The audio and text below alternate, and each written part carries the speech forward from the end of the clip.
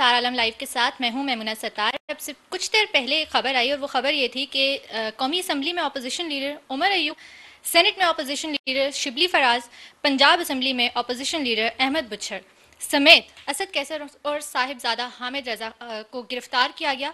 और उसके बाद खबर ये भी आई कि उन्हें छोड़ दिया गया है। अब इस गिरफ्तारी के पीछे क्या वजह थी और फिर इतनी जल्दी छोड़ कैसे दिया गया, इसके ऊपर बात करते हैं। और प्रोग्राम में आगे चल के एक और इशू है, उसको भी डिस्कस करेंगे अगर हमारे पास टाइम बच गया तो। अस्सलाम वालेकुम सर। वालेकुम सलाम।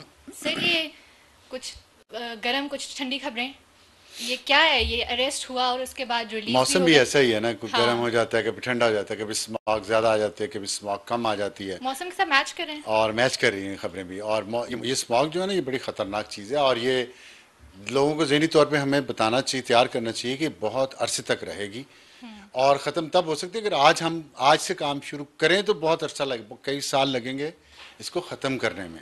जिस तरह की अर्बन डेवलपमेंट लेकिन है हाँ, ये तो एक बिल्कुल अर्बन बहुत अरसे डेवलपमेंट है। तक और रहनी। पब्लिक ट्रांसपोर्ट पे के साथ जितनी तकलीफ है हमारी अशराफिया को, और फिर जजेस जो स्टे ऑर्डर दे देते हैं ऐसे प्रोजेक्ट पे, साल साल फैसला रिजर्व किए रखते हैं, उसके नुकसानात तो फिर ऐसे ही ना। पब्लिक ट्रांसपोर्ट जब तक नहीं होगी अच्छी क्वालिटी की, हाँ एग्जैक्टली, बहुत तो ऑर्डिनरी पब्लिक बाकी अब ट्रांसपोर्ट। बात करी सियासत की। यस। देखें, आपने बड़े दुखी दिल के साथ लोगों को बताया कि गिरफ्तार हो गए थे और फिर उनकी रिहाई भी हो गई।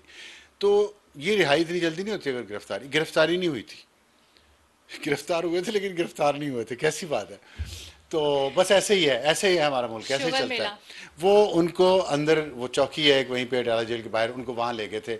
उनको बेसिकली असल मकसद ये था कि उन्हें थोड़ी देर वहाँ बिठाया, उन्हें कहा जी हम आपको गिरफ्तार करने लगे हैं, करने जा रहे हैं, ये वो कर लिया वगैरह वगैरह। गिरफ्तार नहीं किया, कोई पेपर में कागज़ में कुछ नहीं है ऐसा। वो सिर्फ इसलिए था कि जेल का मुलाकात का टाइम होता है 4 बजे तक, शाम 4 बजे तक। शाम 4 बजे तक उन्हें वहाँ बिठाया और उसके बाद छोड़ दिया। जब जेल में मुलाकात का वक्त ख़त्म हो गया कानून के मुताबिक, तो उन्हें छोड़ दिया। तो बस मतलब ये था कि मुलाकात नहीं करवानी नहीं थी। करवानी। और ये मुलाकात नहीं करवानी थी। इससे क्या जाहिर होता है? इससे ये जाहिर होता है कि जो अभी आपने गर्म की बात की है ना, जो ठंडा पानी गर्म। गर्म हो गया है, मजीद दोबारा गर्म हो गया है। अच्छा। क्योंकि जो बीच में कोशिशें हो रही थी कि खान साहब समझ जाएं, बुशरा बीबी को रिहा किया गया, अली खान को रिहा किया गया, तो वो बड़े बयान दे रही थी। आज भी उन्होंने बयान दिया, उस पर भी हम बात करेंगे। लेकिन फिर बुशरा बीबी को रिहा किया गया कि वो अलीमा खान को काउंटर करें और साथ खान साहब से बात करें, उन्हें समझाएं। अलीमीन गंडापुर तो बहुत अरसे से समझा रहे हैं कि आप मुफाहमत की तरफ आएँ, मुल्क को आगे लेके चलें, लड़ाई से कुछ नहीं मिलेगा। लेकिन अब ये लग रहा है कि वो जो एफर्ट्स थी वो इतनी कामयाब नहीं रहीं। और उसमें ये हुआ है कि जो गिरफ्तार करने का या उनको कस्टडी में थोड़ी देर रखने का मकसद ये था कि मुलाकात नहीं करवानी थी। और उसकी वजह ये है कि खान साहब का जो कल का ट्वीट है, उन्होंने मीडिया से बात भी की और फिर ट्वीट भी हुआ, आपने भी वो पढ़ा होगा, जिसमें उन्होंने कहा है कि नवंबर के महीने में ही सबको कॉल दूंगा। और जिसकी तस्दीक आज अलीमा खान ने भी की है। उन्होंने भी कहा है कि नवंबर के महीने में ही आखिरी कॉल दी जाएगी। और अली मीन गंडापुर ने भी हाँ, आज इससे पिशावर पहले में कहा है। जलसे में भी कह चुके हैं अली अमीन जी, गंडापुर के आज इसी पिशावर में फिर महीने उन्होंने में कहा, ये हो जाएगा फाइनल। आज पिशावर में फिर कहा है अली मीन गंडापुर ने कि जी इसी महीने ही खान साहब डेट देंगे। डेट खान साहब ने देनी है, अच्छा। इसी नवंबर में ही देनी है। तो अब जो खान साहब ने कल बड़े वाज़ेह तौर पे कहा कि हमने इस बार लोग वापस घरों को नहीं जाएंगे और हमारा एहतजाज आइन, अदलिया और जमहूरियत को आज़ाद करवाना है। मतलब वो वही बात हमारे प्रोग्राम में भी, मेरे सवाल में भी वो फरमा रहे थे उस दिन। मेरा ख्याल है कि वलीद इकबाल थे कि जैसे बांग्लादेश में हर जगह से लोग निकल आए हैं, पूरे पाकिस्तान में लोग निकल आए हैं, तो फिर क्या कर लेंगे, हम पुरअमन रहेंगे, किसी के घर में नहीं एंटर होंगे, लेकिन लोग बाहर आ जाएं सड़कों पे, तो फिर हुकूमत को अपनी पॉलिसी बदलनी पड़ेगी, खान साहब को रिहा करना पड़ेगा। तो ये जो प्लान है ना, इस प्लान के जब उन्होंने कल बात की है मीडिया से खान साहब ने, और फिर उसके बाद खान साहब के जो ट्विटर हैंडल है वो पता नहीं कहाँ से चल रहा है, उस पर भी वही बात आई। तो उसके बाद फिर आज ये हुकूमत ने ये इक़दाम किए हैं और उन्होंने फिर मुलाकात नहीं करवाई होने दी। क्योंकि अगर मुलाकात होती, आज हेयरिंग भी थी एक केस की अदालत में, वो भी नहीं हुई। हाँ, क्योंकि वो भी अगर मुलाकात होती तो प्रोसिक्यूटर फिर जनरल एक के हवाले पॉलिटिकल किया। स्ट्रेटजी बनती है, जितने आपने नाम लिए, अली मोहम्मद खान थे, उमर अयूब, शिबली फराज, अली मोहम्मद खान गिरफ्तार नहीं हुए लेकिन गए थे और उनकी मुलाकात नहीं हुई। असद कैसर है, साहबजादा हामिद रज़ा है, अहमद बुचर है, ताकि ये बैठ के अगर पॉलिटिकल स्ट्रेटजी को बनाएंगे, किस तरह लोगों को कहाँ से निकालना है, किस दिन निकालना है, इस्लामाबाद में कौन से दिन कौन सा फंक्शन हो, मतलब ये भी तो वो कोइंसाइड करते हैं ना कि इस्लामाबाद में जिस दिन कुछ हो रहा हो इस्लामाबाद में, उसी दिन कोई ना कोई हंगामा या एहतजाज किया जाए। तो वो उसको काउंटर करने के लिए हुकूमत ने आज ये किया है कि उनको कस्टडी में ले लिए थोड़ी देर के लिए ताकि मुलाकात ना हो सके और खान साहब कोई स्ट्रेटजी ना फाइनलाइज कर सकें उस एहतजाज की जो आखिरी होगा, जब जिसमें उन्होंने कहा कि लोग फिर घरों को वापस नहीं जाएंगे। तो ये एक सिचुएशन तो है। ये कॉल आपके ख्याल में जो स्वाबी जलसा था उसमें क्यों नहीं दी गई? उसमें भी तो दी जा सकती थी। यही कहा जा रहा था कि इस स्वाबी जलसे के अंदर फैसला हो सकता है कि किस दिन निकलना है। ये देखिए, ये बहुत बड़ा सवाल है और उससे पहले मुलाकातें भी खान साहब से हो चुकी थी। तो उसमें वॉटर्स टेस्ट कर रहे थे कि इसमें भी क्राउड निकलता है, उसमें लोग निकलते हैं या नहीं निकलते। उसमें नहीं, ये एक तो क्राउड भी देखने था, कुछ चीज़ें इंटरनेशनल लेवल पे भी चल रही हैं जिसकी इतलात नहीं है सब लोगों को। कुछ इंटरनेशनल प्रेशर भी डालने की या डलवाने की कोशिश हो रही है पाकिस्तान के जो यहाँ पे लोग हैं जो इस सारे इशू को हैंडल कर रहे हैं अच्छा। कि उसके ज़रिए इमरान खान की रिहाई हो जाए, लोग सड़कों पे ना लाने पड़ें, क्योंकि लोगों को सड़कों पे लाना एक बहुत बड़ा काम होता है, बहुत पैसा इन्वॉल्व होता है, बहुत एफर्ट इन्वॉल्व होती है। वर्कर्स वैसे ही मायूस हो चुके हैं और वो उनका एतबार भी वो नहीं रहा जो लीडरशिप बाहर है उस पर। तो सलमान अकरम राजा बगैर नोटिफिकेशन के जनरल सेक्रेटरी हैं। बैरिस्टर गौहर जो हैं वो चेयरमैन है, वो नोटिफिकेशन उनका हुआ है लेकिन उनके इख्तियारात अली मीन गंडापुर इस्तेमाल कर रहा है। तो अब शेख वकास अकरम जो इंफॉर्मेशन सेक्रेटरी हैं, उन्होंने एक अपनी अलग से दुकान चलाई हुई है। फवाद चौधरी अलग से ही एक डेढ़ इंच की मस्जिद अलग बनी हुई है। डेढ़ इंच की मस्जिद लड़ाई लगा के बैठे हुए हैं, वो लड़ाइयाँ कर रहे हैं। जो पीटीआई के लीडर बाहर बैठे हुए हैं, जो बाहर बैठे हुए हैं वो कुछ चंदे इकट्ठे कर रहे हैं, कोई वहाँ से बैठ के वो आग लगाने की कोशिश कर रहे हैं, लोगों को बाहर निकालने की कोशिश कर रहे हैं। पाकिस्तान में खुद बाहर बैठे हैं, लोगों को कह रहे हैं अपने बच्चों को बाहर निकालें। वहाँ जो अमेरिकन नई हुकूमत आ रही है प्रेसिडेंट ट्रंप की, उसके ट्वीट्स रीट्वीट्स किए जा रहे हैं, उनकी तस्वीरें रीट्वीट कर रहे हैं। मतलब वो अब उनको उन्होंने, भाई मैं सोशल मीडिया तो आप बहुत देखती हैं, मैं भी कभी कभी देख लेता हूँ, तो उसमें लोग कह रहे हैं कि नया अब्बा ढूंढ रहे हैं पीटीआई वाले। मतलब मैं इस बात पे वो मजाक बनाया हुआ उन्होंने कि अब ट्रंप आ गया। अब लेकिन देखिए ट्रंप की जो सियासत है ना उसको भी समझना बहुत ज़रूरी है, पीटीआई को भी, हुकूमत को भी और पाकिस्तान में जो ताकतवर इदारे हैं उनको भी, कि ट्रंप जो फील्डिंग सेट कर रहा है ना वो बड़ी ख़तरनाक है पाकिस्तान के लिए और पाकिस्तान के मफादात के लिए।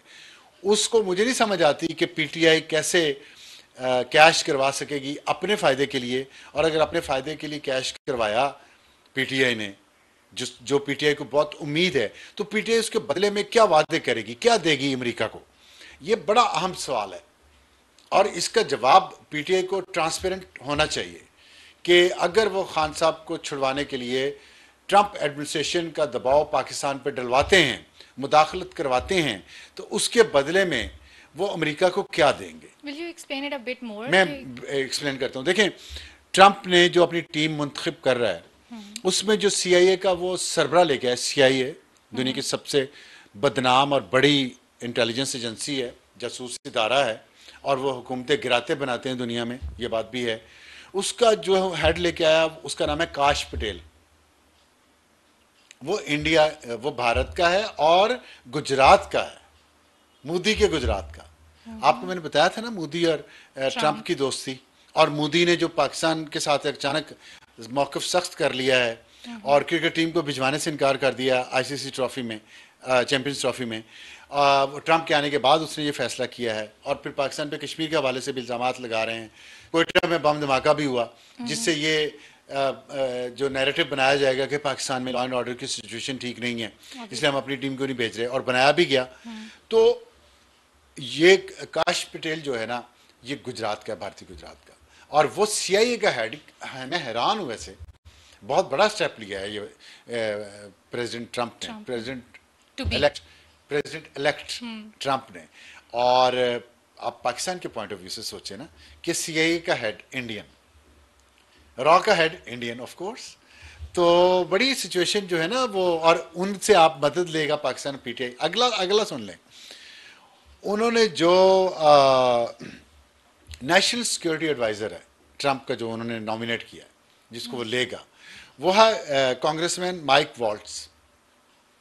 अब माइक वॉल्ट्स जो है, वो जो कांग्रेस है, जो यूएस की कांग्रेस है, हाँ। उसका वो जो उनकी पार्लियामेंट है, उसमें इंडियन कॉकस है एक, जो इंडियन इश्यूज पे, जो इंडिया की दोस्त है फॉर एग्जांपल, या इंडिया के मफादात के लिए एक पार्लियामेंटेरियंस का जो ग्रुप है, हाँ। वो उसके मेंबर हैं। और उसमें वो इंडिया की हर बात पे सपोर्ट करते हैं, इंडियंस के साथ उनके बहुत गहरे ताल्लुकात हैं, और वो नेशनल सिक्योरिटी एडवाइजर बने हैं। और अजीत दोवल इंडिया का नेशनल सिक्योरिटी एडवाइजर है मोदी का। तो आप देखें, ये दो बंदे मैंने आपको बता दिए। अब तीसरा उन्होंने कहा, तीसरा उन्होंने सेक्रेटरी ऑफ स्टेट, जो वजीर खारजा होता है, वो सेनेटर मार्को रूबियो, उसको नॉमिनेट किया। सेनेटर मार्को रूबियो, यह नाम याद रखिएगा, वो अमेरिका का वजीर खारजा बनेगा, और जाहिर है उससे वास्ता तो पड़ेगा पूरी दुनिया का। और वो किस लिए जाना जाता है, किस काम के लिए अपने लिए जाना जाता है? वो इस काम के लिए जाना जाता है कि जो उसका ये मौकफ है खुला हुआ, और इस पे वो काम, सेनेटर है ना, तो सेनेटर में उसने इस पे बहुत काम किया है कि चाइना और पाकिस्तान को काउंटर करने के लिए हमें इंडिया को सपोर्ट करना चाहिए। ओह। वो मुसलसल कई सालों से इस थ्योरी पे काम कर रहा है, प्रपोज करता है, प्रमोट करता है इस बात को, बिल्स को, ऐसी ऐसी कानून साजी को वो प्रमोट करता है, मार्को रूबियो, जो वज़ीर खारजा होगा, कि इंडिया को मजबूत करें, इंडिया को सपोर्ट करें, इंडिया को इमदाद दें, इंडिया को असलहा दें, बेचें उसको, उसको अपने कैंप में लेके आएं, ताकि हम चाइना और पाकिस्तान को काउंटर कर सकें, और पाकिस्तान के खिलाफ दहशतगर्दी के मामला पे ये तीनों लोग जो इनका मौकफ एक है। मैंने वैसे कहीं ये भी और चीज़ पढ़ी कि पाकिस्तान के लिए जो नॉमिनेशंस हो रही हैं इंडिया के अंदर, there is nothing for PTI. लेकिन ये जिस तरीके से आप सारी पॉलिटिक्स गिनवा रहे हैं, कौन कह रहा है नथिंग? मैंने ट्विटर के ऊपर ये चीज़ पढ़ी कि there is nothing for PTI. जैसे पीटीआई होप करी थी ना कि ट्रंप की नहीं, जब देखिए गवर्नमेंट आ जाएगी, वो लोग लेकिन ये आप, तो उल्टी पड़ रही है सारी मुझे बहुत चीज़। अच्छा लगा ये जान के कि आप पढ़ती भी हैं, और आप उन लोगों को पढ़ती हैं जो सेन वॉइसेस भी हैं, और जो ये कह रही हैं कि पीटीआई बहुत ज़्यादा उम्मीद ना लगाए, क्योंकि अमेरिकन प्रेसिडेंट और उसकी एडमिनिस्ट्रेशन की अपनी प्रायोरिटीज़ हैं। उनकी प्रायोरिटी खान ही है। जैसे हमारे यहाँ बाद लोग झूठ बोले जा रहे हैं टीवी पे बैठ के कि खान की तस्वीरें दिखा के ट्रंप ने वोट लिए हैं पाकिस्तानियों के, हालांकि उसने इमरान खान का जिक्र एक बार भी नहीं किया। सच ये है। अब आप झूठ बोल के जो मर्जी फैलाते रहें व्यूज़ लेने के लिए, डॉलर कमाने के लिए, या रेटिंग लेने के लिए, तो वो आपकी मर्जी और आपका ज़मीर है। और लोगों को इतना शायद लेकिन सेंस होना चाहिए कि एआई से जनरेट होती हैं बहुत सी चीज़ें, तो नहीं, आप कम से लेकिन कम सेंस डिफरेंशिएट कर अगर लें। इतने सीनियर लोगों को सेंस नहीं है इतने तजर्बे के बाद, तो फिर मेरा ख्याल है कि सहाफ़त तो फिर मुर्दा होगी ना। मैं खैर, वैसे मैं छोटे ये बच्चों तो की बात बात कर बीच रही में थी। आ गई। आपने जो बात की है ना, उसमें बात ये है कि ये बात ठीक है उनके लिए मईशत अमेरिका के अंदर से तारकीन वतन को निकालना, जो इमिग्रेंट्स वहाँ गए हुए हैं, यहाँ से पाकिस्तान से, इंडिया से, किसी और मुल्क से जो वहाँ पे इलीगल लोग हैं, और उसके लिए जिस बंदे को ला रहे हैं होमैन को, वो भी बहुत इंतहा पसंद है। तो अमेरिका का ये इश्यूज़ हैं, वहाँ पे जो क्राइम्स हैं अमेरिकन सोसाइटी में, जो बॉर्डर कंट्रोल उन्होंने करने हैं, वो फिर जाके मैंने कहा था यूक्रेन वॉर है, फिर इसराइल का इशू है, फिर पता नहीं और कितने इश्यूज़ हैं, फिर उसके बाद पाकिस्तान के लिए वो क्या करते हैं क्या नहीं करते। लेकिन अगर वो करेंगे तो वो जो मर्चेंट ऑफ वीनस ने कहा था ना, कि वही बात है कि पाउंड ऑफ फ्लैश पाकिस्तान को देना पड़ेगा इस कर्ज को उतारने के लिए, इमरान खान की रिहाई के लिए। अगर डोनाल्ड ट्रंप या उसकी एडमिनिस्ट्रेशन पाकिस्तान में मुदाखलत करती हैं, तो इसके बदले में पीटीआई एज अ सियासी जमात, या जब वो इक़्तिदार में आती है तो इक़्तिदार में आके, हुकूमत में आके, वो बदले में अमेरिका को क्या देगी। और ये चीज़ बहुत अहम है, ये सवाल बहुत अहम है, इस पर बात होनी चाहिए और इस पर ट्रांसपेरेंसी आनी चाहिए। यही खान साहब भी चाहते हैं, यही जमहूरियत की वो बात करते हैं, यही ट्रांसपेरेंसी है जमहूरियत में अकाउंटेबिलिटी है। तो ये चीज़ें कार्ड जो है ना, ये टेबल पे आने चाहिए। पीटीआई को भी अपने प्रिंसिपल स्टैंड से हटना नहीं चाहिए। आप हकीकी आज़ादी की बात करते रहे हैं, तो अब आप अमेरिका से ये हकीकी आज़ादी भी लेंगे तो बड़ी एक ये कॉन्ट्रडिक्टरी आपने बात हो कहा है तो जाएगी। बड़ी अच्छी बात है। मैं समझता हूँ सर, कि ये, आप जो समझते हैं मुझे नहीं, मैं वो मैं नहीं कुछ नहीं। समझता, मैं तो एक बात करूँ ना, मैंने कुछ कहा, मैं आपको समझ, मैंने तो चले, तारीफ की है आपकी बहुत कि शुक्रिया। अच्छा ये लगा कि आपने इस तरह ये थैंक यू। कहा है। एक और इशू जो सोशल मीडिया के ऊपर बहुत ज़्यादा चल रहा है, और वो ये कि सोशल पंजाब मीडिया के के ऊपर बहुत अंदर कुछ चल रहा है। मसलन एक सोशल मीडिया की आप बात कर रही हैं, एक बहुत बड़ी खबर आज ये आई है कि एक पुलिस वाला पकड़ा गया है कि खैबर पख्तूनख्वा में, जो बहुत बड़ी कामयाबी है पुलिस की और हुकूमत की, वहाँ की, और शाबाश देनी चाहिए। एक पुलिस वाला जो टीटीपी का एजेंट बन गया, और आप देखें गैरत इंसान की और ज़मीर जब मुर्दा हो जाए तो फिर क्या करता है इंसान, जानवर भी नहीं ऐसे करते होंगे कि 2 लाख रुपए की खातिर उन्होंने अपने साथ पुलिस में काम करने वाले 85 पुलिस वालों की शहादत का बायस बना। उसने खुद कुछ बम्बार को वहाँ पे लाके लॉन्च किया। तो 86 लोग, और ये और सिविलियन भी थे 101 लोग, 2 लाख रुपए की खातिर। तो एक जान, इंसानी जान कितने में पड़ी? Very unfortunate. आप हिसाब लगा लें, 5,000 रुपये बनते हैं या 10,000 रुपये। इतनी सस्ती इंसानी दस जान हो हजार गई रुपये है। या 20,000 रुपये?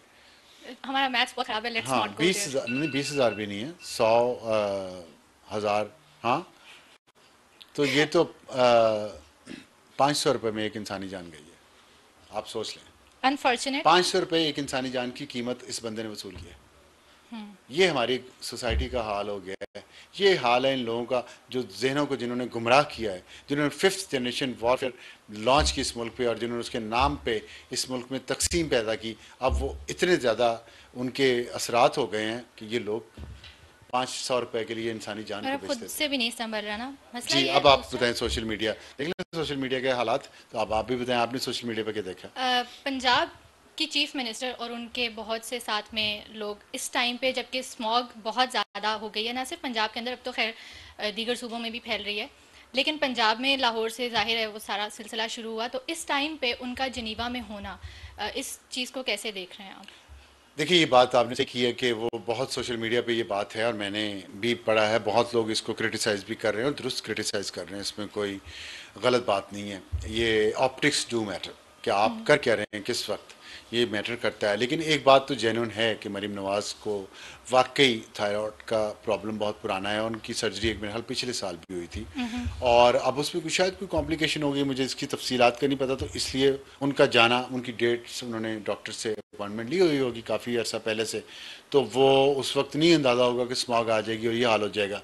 तो उनका जाना तो ज़रूरी था और जाना भी चाहिए था। अगर लाइफ और डेथ का इशू है तो मेरा ख्याल है कि ये जस्टिफाइड है। लेकिन उसके साथ जो दूसरे लोग गए हैं, ख़ास तौर पे मरीम औरंगज़ेब जो गई हैं, क्योंकि वो क्लाइमेट चेंज की मिनिस्टर भी हैं, एनवायरनमेंट की, और उनकी डायरेक्ट जिम्मेदारी है उनके, इट्स ऑन हर प्लेट ये जो काम था, और ये जो इस पे जितना भी कुछ होना है ये उन्होंने देखना था इंचार्ज मिनिस्टर के तौर पे। तो वो वहाँ पे उन्होंने बैग उठाए हुए हैं दो। इस पे लोगों ने काफ़ी बुरा महसूस किया है, और I think it's a fair criticism. इससे उनको सोचना चाहिए, उन्हें सीखना चाहिए, उन्हें अपना कोर्स करेक्शन की ज़रूरत है पंजाब की हुकूमत को, पंजाब की हुकूमत के एडमिनिस्ट्रेशन को, कि इस तरह सब लोगों को वहाँ चले जाना मुनासिब नहीं था। जिन्होंने जाना था ज़रूरी वो जाते, उन्होंने सही किया वो, लेकिन मरीम औरंगज़ेब पे जाना मुनासिब नहीं था। और फिर इस तरह वहाँ पे फिरना, जब यहाँ पे लोग इतनी मुश्किल में गिरफ्तार हों, तो ये ऑप्टिक्स बुरे हुए हैं। भी आना, और तो ये पिक्चर तो ज़ाहिर है किसी और ने बनाई हाँ। है, और वो तो सोशल मीडिया, तो मैंने आपको बताया 5th जनरेशन वॉरफेयर पे आप लोग जो कर रहे हैं, या आपकी जनरेशन के लोग जो कर रहे हैं इस मुल्क के साथ। वो मैं उस दिन एक देख रहा था व्लॉग, उसमें एक लड़की को उर्दू बोलनी नहीं आती, और वो कह रही मैं फ़लाँ यूट्यूबर जो है, मैं वो जो कुछ बोलता है मैं उसको सुनती हूँ, और मुझे पता है पाकिस्तान में क्या, ना पाकिस्तान में पैदा हुई, ना पाकिस्तान में आई, ना पाकिस्तान के साथ उसका कोई लिंक है, ना पाकिस्तान में उसके कोई स्टेक्स हैं। बस झूठ यहाँ पे यूट्यूबर्स फैलाते हैं, झूठ बोलते हैं। अभी एक झूठ तो मैंने आपको एक सहाफ़ी का भी बताया। तो जब झूठ बोलने आपने डॉलर कमाने हो, ऐसे सादा और मासूम लोग जो इस मुल्क में कभी आए नहीं हैं, पैदा ही नहीं हुए, उन्हें पता ही नहीं इस मुल्क में ज़िंदगी है कैसी और किस तरह की, और यहाँ चैलेंजेस क्या हैं, मुश्किलात क्या हैं, और लोग कैसे अपने मफादात के लिए यहाँ जंग लड़ रहे हैं, वो वहाँ बैठे बातें करते हैं पाकिस्तान के बारे में। और उनको गुमराह किया हुआ यहाँ पाकिस्तानियों ने, उन फ्रॉडियों ने, उन लुच्चर लोगों ने। लच्चर होगा तो, लेकिन अफसोस होता है कि हम लोग, मैंने ये पुलिस वाले का बताया ना आपको, 500 रुपए की खातिर उसने एक 2 लाख रुपए की खातिर 100 जाने बेगुनाह उसने जहाँ भाग करवा दी। और यही यूट्यूबर्स भी करते हैं, ये टारगेटेड दहशत गर्दी है। टारगेटेड डिजिटल दहशतगर्दी है, वो सचमुच की दहशतगर्दी है। इसमें टारगेटेड डिजिटल दहशतगर्दी जो है, टारगेट डिजिटल किलिंग, इसके ज़रिए आप लोगों को झूठ बेचते हैं, पैसे कमाते हैं, और लोगों के जहनों में वो झूठ बैठ जाता है सारी उम्र के लिए, जो नहीं निकलता, जिससे ये कौम तकसीम हो चुकी है। पाकिस्तानी बाहर बैठे जो हैं, फिर पाकिस्तानियों को मैं कहूँगा, जो बाहर बैठे हुए हैं, कुछ काम करें, गाड़ियों के पीछे न भागे, ये झूठ न सुने यूट्यूबर से, और फिर उस पर ईमान न ले आएँ। आप वो यूट्यूबर से अमीर हो गए, आपके हालात वैसे के वैसे ही हैं। और जो ट्रंप के साथ मैं बता रहा हूँ, इंडियन हेड CIA का, सिलिकॉन वैली में कितने हैं? कमला हैरिस इंडियन है, जो भी इलेक्शन लड़ रही थी, वाइस प्रेसिडेंट थी, अभी भी वाइस प्रेसिडेंट है आज भी, और वो प्रेसिडेंट का इलेक्शन हार गई। सिलिकॉन वैली में कितने इंडियंस हैं? साबिक बरतानवी वज़ीर आज़म भी इंडियन, ठीक है। और ये जो सेनेटर मार्को रूबियो और कांग्रेसमैन माइक वॉल्ट्स हैं, ये इतने प्रो इंडिया क्यों हैं? क्योंकि वहाँ जो रहने वाले इंडियंस हैं, उन्होंने इन पे काम किया हुआ है, अपने मुल्क के लिए, अपने लीडरशिप। राहुल गांधी के खिलाफ नहीं भरे हुए इसके कान, इंडिया के हक में भरे हुए हैं कान, तो इसलिए वो इंडिया की बात करेंगे। मेरा थोड़ा सा डिफरेंट ओपिनियन है, हम इस पे कभी फिर बात करेंगे, क्योंकि जाहिर है कि बाहर बैठे जो लोग हैं उनका भी एक ओपिनियन है। वो ये कहते हैं कि जब हम बाहर से रेमिटेंसेस भेजते हैं तो फिर वी हैव अ से in your politics. If yes, तो रेमिटेंसेस वो पाकिस्तान के रेवेन्यू में भेजते हैं, टैक्स देते हैं, अपनी माँ को भेजते हैं, अपने नहीं गलत देखें बात, जो फैक्ट है उस पे, फैक्ट्स पे अपनी माँ को भेजते हैं, अपने भाई को भेजते हैं, अपनी बहन को भेजते हैं, अपने बाप को भेजते हैं, अपने रिश्तेदारों को भेजते हैं। वो टैक्स नहीं देते, वो ना भेजें भाई, अपने बहन भाइयों को ना भेजें। हर कोई शौक से तो बाहर नहीं जाता तो ना, जो नहीं शौक से जाते हैं, हम मजबूरी में, इतना कोई मजबूरी नहीं, अगर इतनी मजबूरी है तो आ जाए, अगर आपके तकरीबन आ जाए ना, वापस आए यहाँ पे। यहाँ क्या देखिए, 0.9 मिलियन अगर इस मुल्क से हर साल बाहर जा रहा है, तो सबके सब शौक से तो नहीं जा रहा। खैर, मैं इस बात पे बहस होगी किसी दिन। अपने ठंडे गर्म कमरे में वहां बैठ के मुझे $200 महीने के भेज के मेरे राइट्स ना खरीद लें, बल्कि अपने बाप और भाई को भेज के $200 महीने के, जो $200 भेज रहे हैं पिछले 5 साल से, क्योंकि डॉलर का रेट ऊपर चला जाता है, आपको पैसे बढ़ाने नहीं पड़ते, आप वही वहाँ चंदा खैरात देने की बजाय यहाँ अपने रिश्तेदारों को भेज देते हैं। तो उसके लिए मेरे राइट्स पे ना डाका डालें, मुझे चैलेंज ना करें। मैं टैक्स देता हूँ यहाँ पे 35% अपनी कमाई का, आप टैक्स नहीं दे रहे यहाँ पे, आप अपने बहन भाइयों को पैसे भेज रहे हैं, फिर बहन भाई आगे टैक्स भी तो वो टैक्स अपने खाते हैं तो देते हैं ना भाई, उनको भी ले जाएं ना। फिर सर ऐसा, चलें ठीक है, इस पे हम करेंगे लेकिन बात, इस तरह बात कर लेंगे। तो फिर गाली ना निकालें। अगर एहसान नहीं मुझ पे कर रहे, पहली बात तो ये है, और अगर अपने बहन भाई को भेज रहे हैं जिसमें से 4% 5% सेल्स टैक्स उनके बहन भाई देते हैं, क्योंकि वो यहाँ बैठे खा भी रहे हैं ना, कुछ तो ले रहे हैं ना, वो खाने को दे देते हैं टैक्स, तो फिर हमें इस तरह गाली ना दें, हमें इस तरह इल्जाम ना लगाएं, हमारे मुल्क इस तरह बदनाम ना करें, हमारे झंडे को आग ना लगाएं, हमारे पासपोर्ट को वहाँ फाड़े मत। ठीक है, these things are not justified at all, लेकिन स्टेट को भी इंगेज करना चाहिए, जो बाहर बैठे लोग हैं। स्टेट भी फेल हो रही है, स्टेट को किस तरह करेंगे? स्टेट यहाँ इंगेज नहीं कर पा रही, पहले जो वो लाड़ ले ना, अगर पीटीआई इंगेज कर सकती है तो फिर स्टेट भी कर सकती है। you just need to have the correct policies। अपने मफाद के लिए इंगेज कर रही है, पीटीआई गुमराह कर रही है, नहीं करना चाहिए। मैंने आपको भी बताया, स्टेट भी अभी मैंने एग्जांपल दी है, स्टेट भी करे, स्टेट के पास इतने रिसोर्सेज नहीं है कि यहाँ पे कुछ कर सके, वो वहाँ जाके 2.5 लाख वोटर जो हैं। आपने इप्री वाली न्यूज़ पढ़ी थी क्या, जो इप्री को एंगेज किया गया था? हम करेंगे इस पे बात, अभी फिलहाल टाइम थोड़ा सा खत्म हो गया, आने वाले दिनों में इस चीज़ को भी डिस्कस करेंगे। तब तक के लिए दीजिए इजाज़त, ख्याल रखिए, खुदा हाफिज़।